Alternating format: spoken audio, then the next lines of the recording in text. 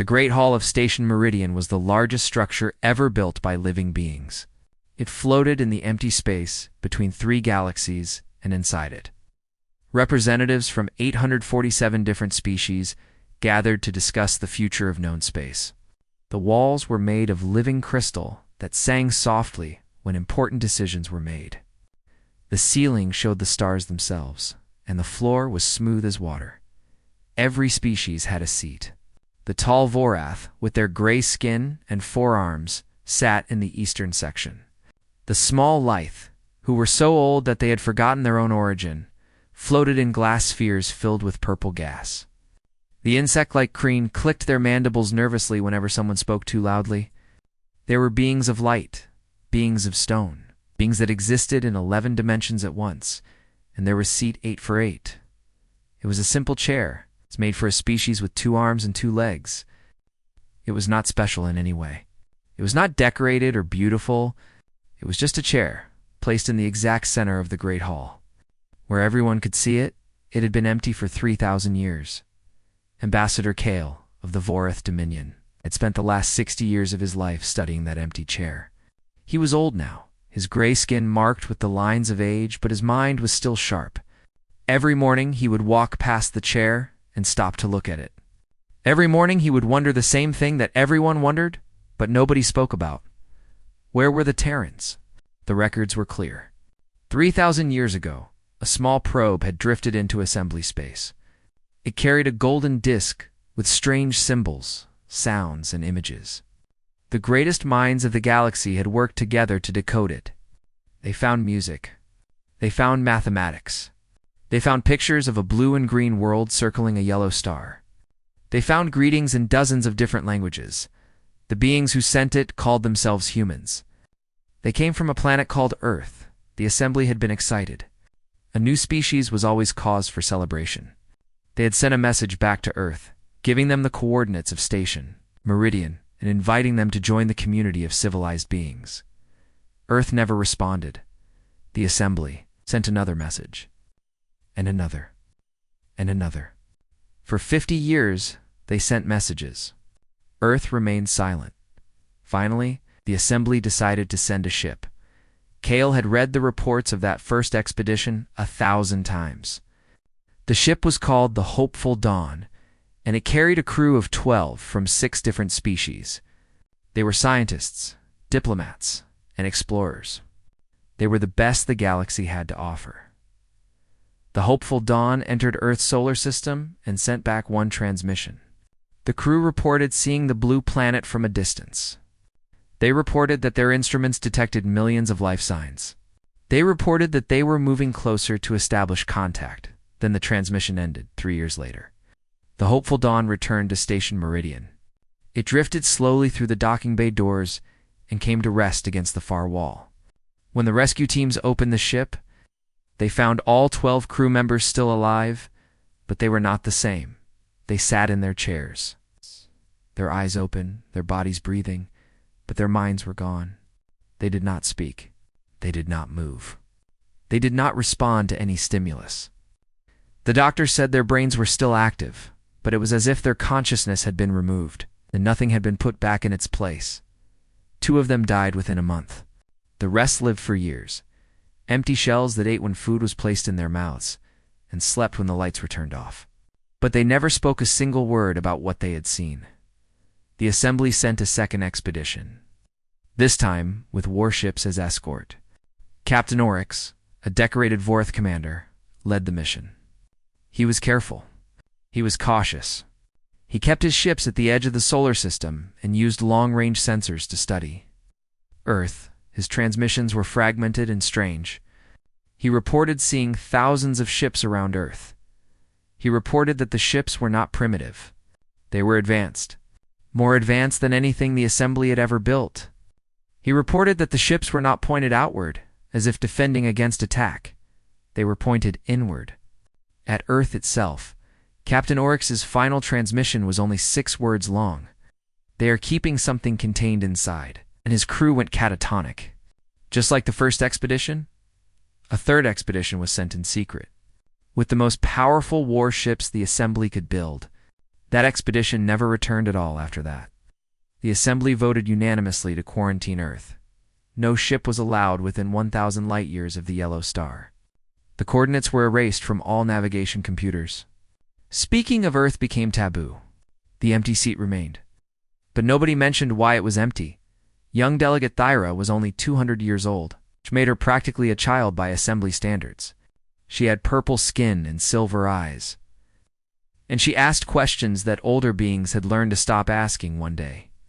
During a routine session, she raised her hand and spoke. "Why do we not simply go to Earth and ask them what happened?" The chamber fell silent. 847 representatives turned to look at her. Some with pity, some with fear. Elder Vorn rose from his floating sphere. He was the oldest living being in the Assembly, so ancient that he had been present when the golden disc first arrived. His voice was like wind through dead leaves. 3 expeditions were sent, he said. 2 returned with their crews destroyed. The 3rd never returned at all. By unanimous vote, Earth was quarantined. We do not go there, child. We wait for them to come to us. But it has been 3,000 years, Thyra said. Perhaps things have changed. Elder Vorn looked at her with eyes that had seen the birth and death of stars. Some things, he said quietly, do not change. They only grow worse. The session continued. Nobody mentioned Earth again. But that night, Thyra made a decision. She would find the truth. She did not know that the truth would terrify her more than silence ever could. Thyra traveled for 3 months to reach Research Station Helix 9. It was a small station. Hidden in the dark space between stars where the Assembly kept secrets it did not want anyone to find. The station was old. Its lights flickered. Its halls were empty. Only a handful of archivists remained to guard the forbidden knowledge, stored within its walls. The chief archivist was a being named Kor. He had no body. Only a cloud of golden particles that shifted and swirled as he spoke. He had been assigned to Helix 9 400 years ago as punishment for asking too many questions. Now he was the only one who remembered where all the secrets were buried. "You want to know about Earth?" Kor said when Thyra arrived. It was not a question. "How did you know?" Thyra asked. "'Cause I asked the same question once," Kor replied. "That is why I am here. They send the curious ones to me, hoping the darkness will cure them of their curiosity." He paused, his particles flickering. It never does. Kor led Thyra deep into the station, past doors that had not been opened in centuries, past corridors where the lights had died long ago. Finally, they reached a small room with a single terminal. The screen was covered in dust. "Everything is here," Kor said. "The full records of all 3 expeditions, the analysis of the golden disc, the intercepted transmissions from Earth that the Assembly does not want anyone to know about." "Intercepted transmissions?" Thyra asked. "Earth sent more messages." "Oh yes," Kor said. Earth was not silent. Earth was screaming. But the Assembly chose not to listen. He activated the terminal and left Thyra alone with the truth. She read for hours. The golden disc was only the beginning. In the years after the disc was launched, Earth's technology had advanced at an impossible rate. Within 2 centuries, they had developed faster than light travel. Within 3 centuries, they had built ships that could cross the galaxy in days instead of years. But they never left their solar system. Not once. The Assembly had intercepted thousands of transmissions from Earth. Most were encrypted. But some were sent in the clear as if the senders wanted someone to hear them. These transmissions told a story that made Thyra's blood run cold. Something had happened to humanity. It started small. A child who could move objects with her mind, a man who could see the future in his dreams, a woman who could step into another dimension and reappear somewhere else. At first, these individuals were rare. The humans called them gifted and studied them with curiosity, but the gift was spreading. By the time the Assembly's first expedition arrived, nearly 1% of humanity had developed these powers. The humans called them the Awakened. Most of them had minor abilities. A little telekinesis. A glimpse of the future now and then. Harmless things, but some of them were not harmless. Thyra found a file marked with the highest level of classification. It contained a single recording, recovered from Captain Oryx's ship before his crew lost their minds. She played it. Oryx's face appeared on the screen. He was a Voreth, like Ambassador Kale, but younger. His eyes were wide with fear.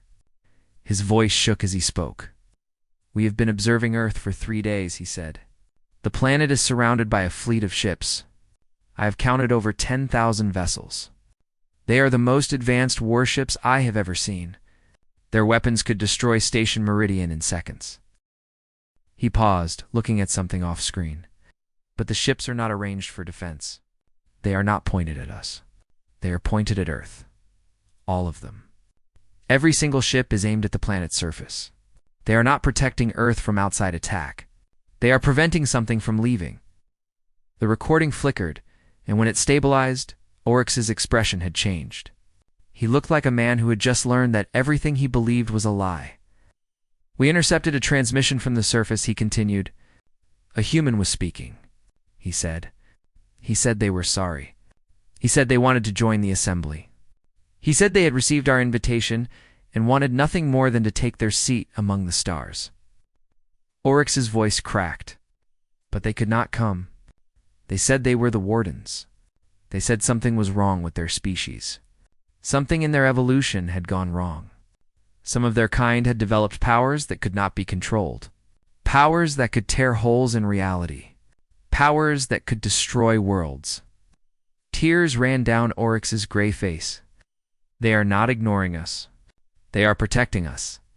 They have built a prison around their own planet.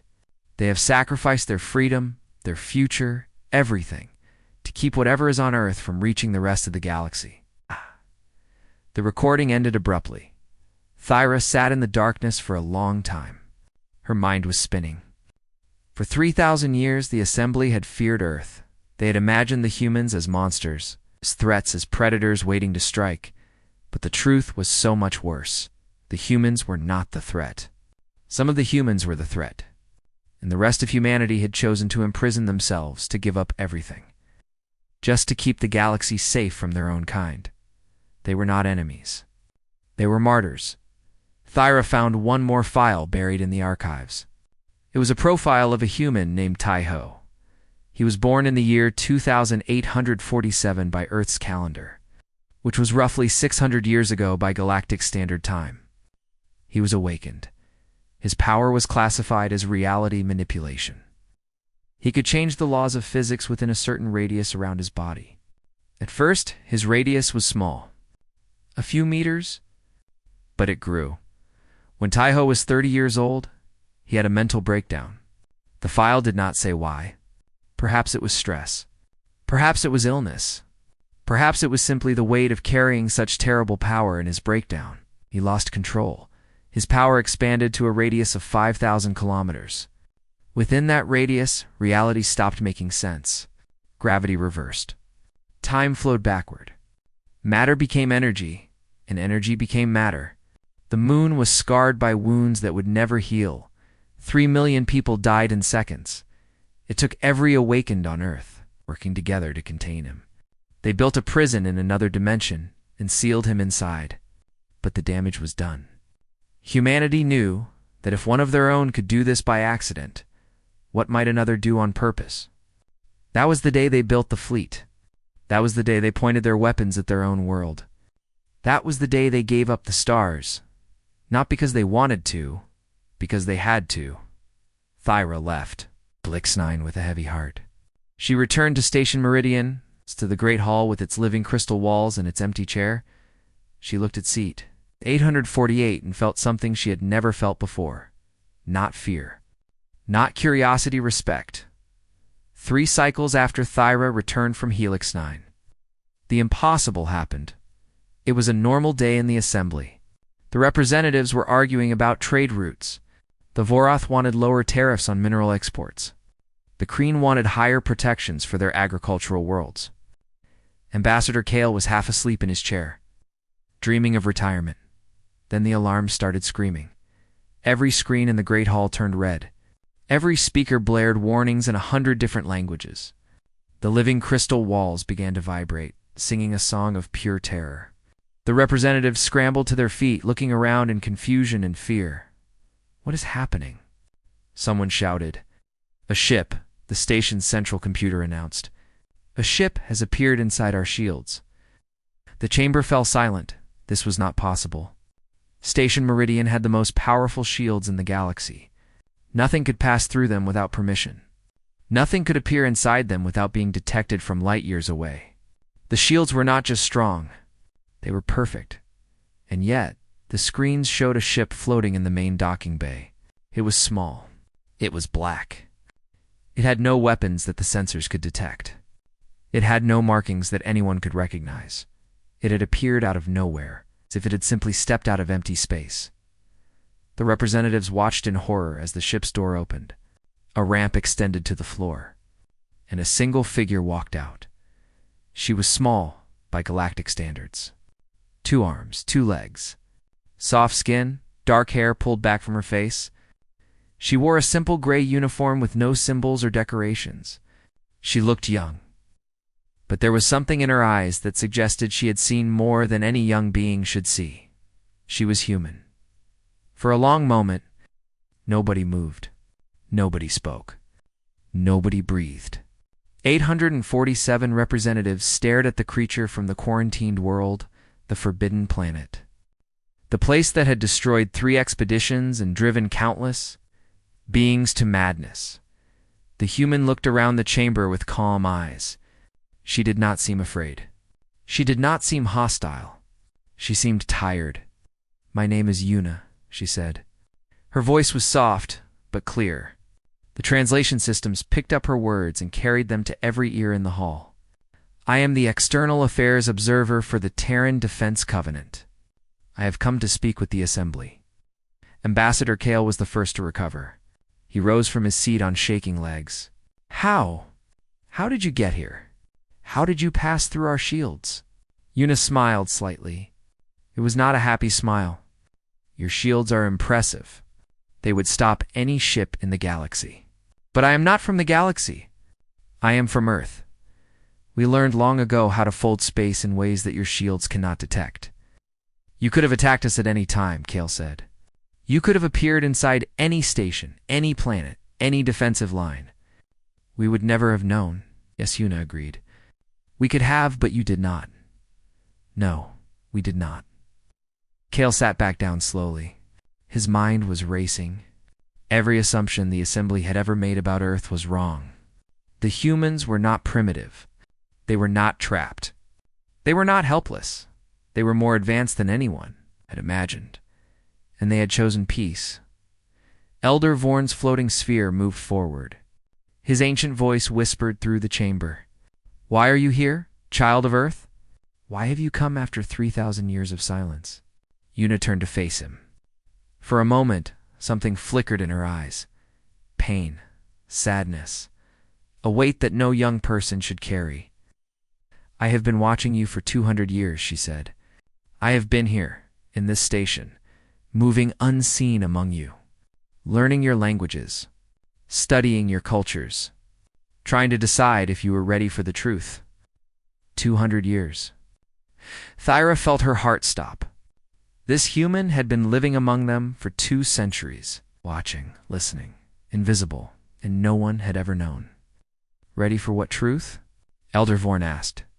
Yuna took a deep breath. "The truth about what we are. The truth about why we never took our seat. The truth about what we are protecting you from." She walked slowly toward the center of the chamber, toward seat 848. She did not sit in it. She stood beside it and placed her hand on its back. "Humans evolved differently than other species," she began. "We do not know why. Perhaps it was something in our sun. Perhaps it was something in our planet. Perhaps it was simply random chance. But somewhere in our history, something changed." She looked around the room, meeting the eyes of beings from 1,000 different worlds. "Some of us developed abilities that should not exist. We can move objects with our minds. We can see the future. We can step through dimensions. We can manipulate reality itself. We call ourselves the Awakened." A murmur ran through the chamber. The representatives exchanged frightened glances. "Most Awakened are harmless," Yuna continued. Their powers are small. They live normal lives. They cause no trouble. But some of us are different. Some of us have powers that grow without limit, powers that cannot be controlled, powers that can destroy worlds. Ah. She paused, and when she spoke again, her voice was heavy with sorrow. 600 years ago, a man named Taiho lost control of his abilities. He was not evil. He was not trying to hurt anyone. He simply broke. His power expanded in an instant. 3 million people died. Our moon still bears the scars. We have read the reports, Thyra said quietly. We know what happened. Oh. Yuna looked at her with surprise. Then you know why we built the fleet. You know why we turned our weapons on ourselves? You know why we could not accept your invitation? You are protecting us, Thyra said. You are keeping the dangerous ones contained. Yuna nodded slowly. Earth is not a planet anymore. It is a prison. The most powerful awakened are kept in stasis deep underground. An army of wardens watches over them day and night. The fleet is our last line of defense. If anything escapes, they will destroy the entire planet rather than let the threat reach the stars. The chamber was completely silent. No one moved. No one spoke. For 3,000 years, Yuna said, we have carried this burden alone. We have sacrificed our freedom. We have given up our future. We have watched the galaxy grow and expand while we remained trapped in our own solar system. We did this because we believed it was right. We did this because we did not want anyone else to suffer. She looked at the empty chair beside her. The seat was always yours to fill, she whispered. We could not fill it. Not until we knew the galaxy was safe. Ambassador Kale rose again. Are you saying the galaxy was never safe? That at any moment, one of your awakened could have escaped and destroyed us all. Yuna met his eyes without flinching. Yes, she said. That is exactly what I am saying. And then she told them about Hannah, and the chamber understood true fear. Yuna told them about Hannah, and the galaxy learned what true terror meant. Hannah was born 400 years ago on a small island in Earth's eastern sea. She was a quiet child. She loved flowers and music and watching the stars at night. Her parents were simple farmers who had no special abilities. They had no idea that their daughter would one day become the most dangerous being in the universe. Her powers manifested when she was 12 years old. At first, it was small things. Flowers would bloom when she smiled. Rain would fall when she cried. The wind would blow in whatever direction she wanted it to go. The Terran Defense Covenant noticed her immediately. They sent kind people to her family's farm. People who explained what she was and what her powers might become. They offered her training. They offered her support. They offered her a future. Hannah accepted. For 20 years, she was a model citizen. She learned to control her abilities. She helped other young awakened understand their gifts. She was gentle and wise and beloved by everyone who knew her, but her power never stopped growing by the time she was 40. She could change the weather across an entire continent. By 50, she could manipulate gravity within a radius of 10,000 kilometers. By 60, she could fold space itself, stepping from one side of Earth to the other in the blink of an eye, and still, her power grew. The scientists studied her with growing fear. They ran tests. They built models. They calculated projections that they prayed would never come true. By the time Hannah was 100 years old, her power had grown beyond anything they had ever imagined. She could sense every living being on Earth. She could feel the spin of the planet beneath her feet. She could reach out with her mind and touch the sun itself. She was no longer human. She was something else. Something new. Something terrible. But she was still kind. She was still gentle. She still loved flowers and music and watching the stars. That was what made it so horrifying. Hannah knew what she was becoming. She knew that her power would eventually grow beyond her ability to control. She knew that one day, one mistake, one moment of weakness, and she would destroy everything she loved. So she made a choice. She asked the Covenant to seal her away. They built a prison in a dimension outside normal space. They created a place where Hannah's power could not touch reality, where she could exist without threatening anyone. She walked into that prison with her own feet, looking back one last time at the sun she would never see again. "Take care of each other," she said, and then she was gone. But sealing Hannah was not enough. Her power was so vast that even in her dimensional prison she could affect reality if she tried. She did not try. She sat quietly in her cell, reading books that the wardens sent her, tending a small garden that she had created from pure thought, but they could not take chances, so they assigned a warden to her. Someone who could nullify awakened powers. Someone who could keep the seal strong, even if Hannah's power fluctuated. Someone who would dedicate their entire life to making sure she never escaped. His name was Deho. He was Yuna's brother. Yuna stood in the center of the assembly chamber, telling this story with tears running down her cheeks. Her voice did not waver, but her hands trembled at her sides. Deho was 20 years old when he accepted the assignment, she said. He knew what it meant. He knew he would never see the sun again. He knew he would never marry, never have children, never grow old in the world above. He would spend his entire life underground in a dark room, using every ounce of his power to keep Hannah contained. That is a terrible sacrifice, Thyra said softly. Yes, Yuna agreed, but he made it anyway, because if he did not, Hannah might escape. And if Hannah escaped, she did not finish the sentence. She did not need to. Ambassador Kale leaned forward in his seat. What would happen if Hannah escaped? How powerful is she now, after 400 years? Yuna was silent for a long moment. When she spoke, her voice was barely a whisper. The scientists stopped measuring her power 200 years ago. Their instruments could not handle the numbers anymore. But their last estimate suggested that if Hannah ever lost control, she could collapse the core of the galaxy itself. The chamber erupted in chaos. Representatives screamed. Some fainted. Others tried to flee, although there was nowhere to flee to. The living crystal walls sang a song of pure despair. Kale shouted for order, but no one listened. The beings of the assembly were facing something they had never faced before. Not a threat. Not an enemy. Something worse, a force of nature. A god in human form. A creature that could destroy everything they had ever built without even trying. Thyra's voice cut through the noise. Why has she not escaped? If she is so powerful, why does she stay in her prison? Yuna looked at her with something like gratitude. Because she does not want to escape. Hannah is not evil. She never was. She is just too powerful to exist in our reality. She stays in her cell because she loves us. She stays because she does not want to hurt anyone.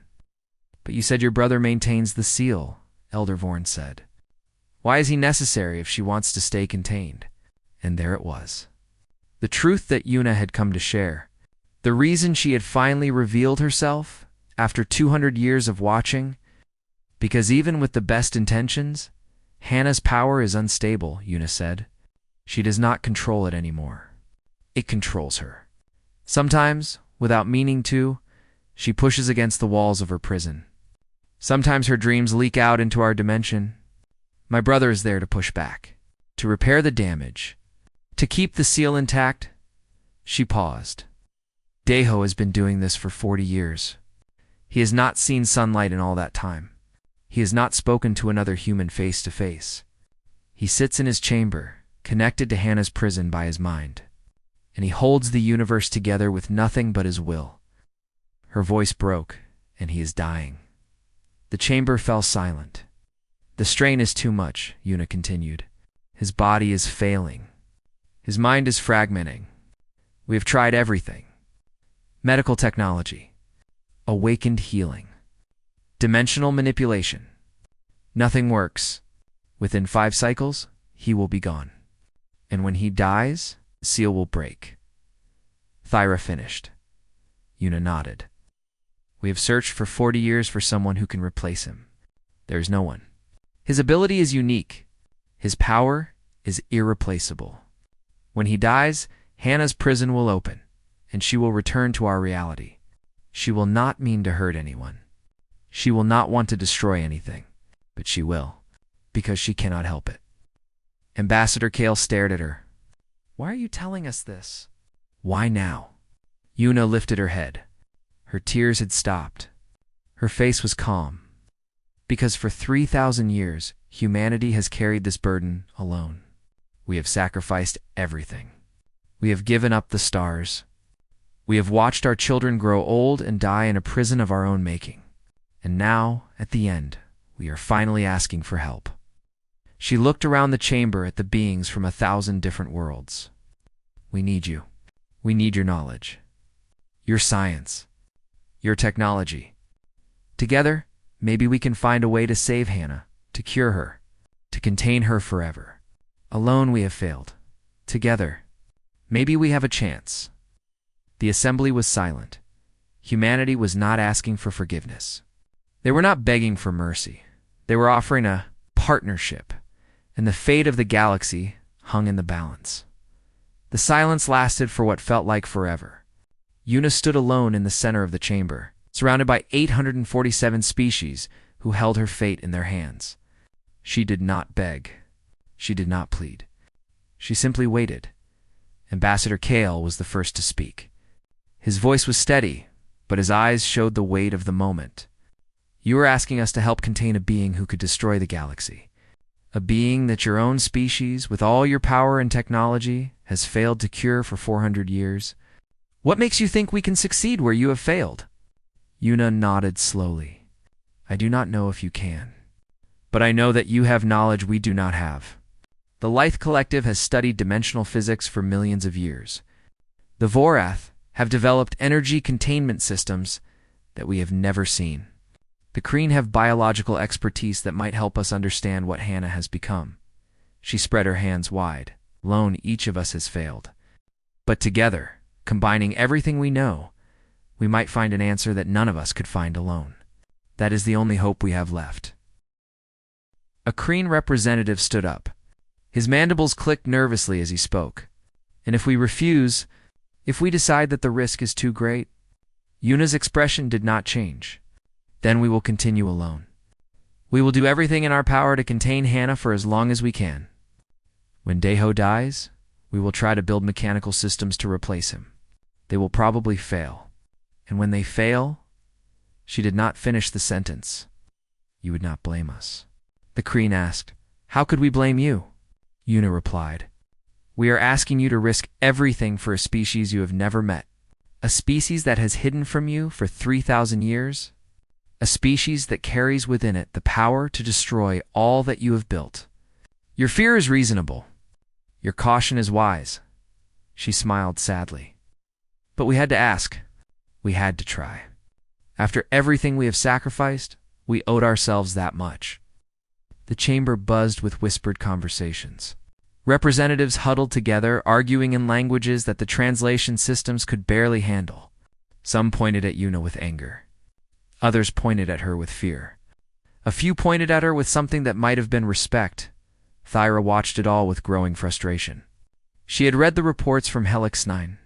She understood what humanity had done.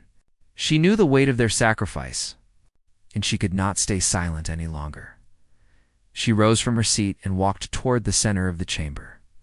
Representatives turned to stare at her. She was young. She was unimportant. She had no right to speak in a moment like this. She spoke anyway. I have studied Earth, she said. Her voice rang through the crystal halls. I have read the classified files.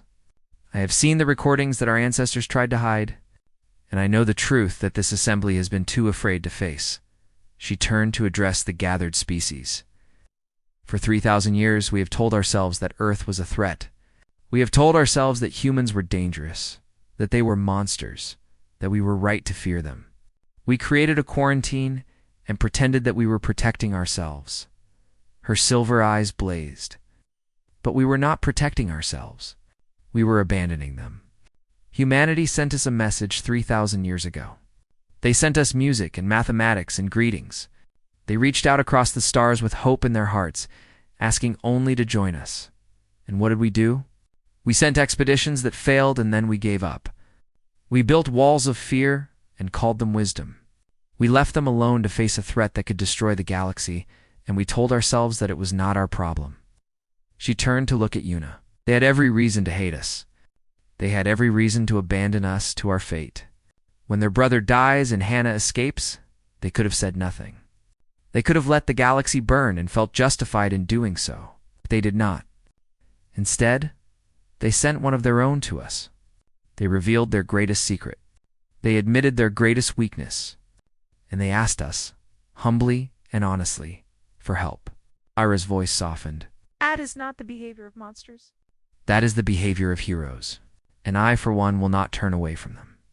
She walked to seat 848 and placed her hand on its back, just as Yuna had done. This seat has been empty for 3,000 years.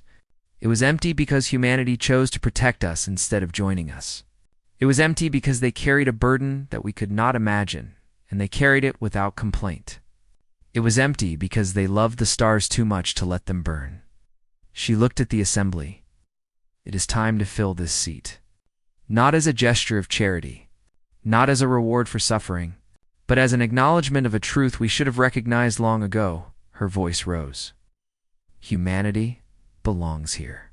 They have always belonged here.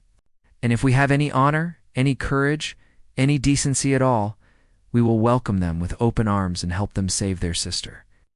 The chamber was silent. Thyra's words hung in the air like the final note of a song. Elder Vorn's floating sphere moved forward.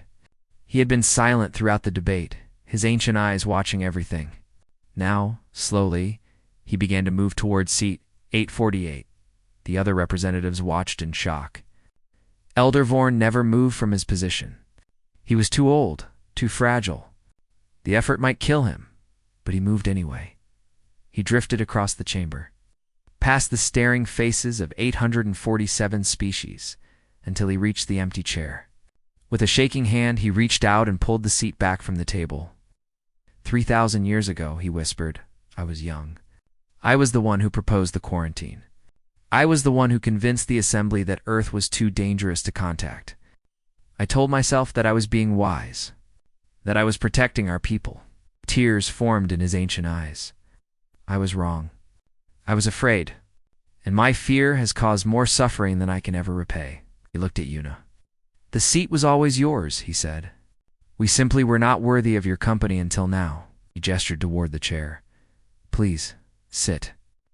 Yuna walked forward slowly. Every eye in the chamber followed her. She stopped beside Elder Vorn and looked at the chair that had waited for her species for 3,000 years. This is not just for me, she said quietly. This is for Deho, who has given his life to protect you. This is for Hannah, who imprisoned herself out of love. This is for every human who looked at the stars and wished they could join you, but chose instead to stand guard in the darkness. She sat down. The living crystal walls sang a note of pure joy, a sound that no one in the chamber had ever heard before. The light from the ceiling seemed to grow brighter. The air itself seemed to hum with possibility. Ambassador Kale rose from his seat. His voice was thick with emotion. Then let us begin. Let us combine our knowledge and our power. Let us find a way to save Hannah and free humanity from their prison. All other voices joined his. The Lithe offered their dimensional expertise. The Kreen offered their biological sciences. Species that had never cooperated before pledged to work together. The chamber that had been filled with fear was now filled with hope. Thyra watched it all with tears in her eyes. She thought about Deho, alone in the darkness, holding the seal with nothing but his will. She thought about Hannah, dreaming in her prison, tending her garden of thought. She thought about all the humans who had sacrificed everything so that the stars might be safe. They were no longer alone. Yuna caught her eye across the chamber and smiled. It was a small smile, tired and sad, but real. The seat was finally filled, and together, the galaxy would find a way to save itself. The real work was just beginning.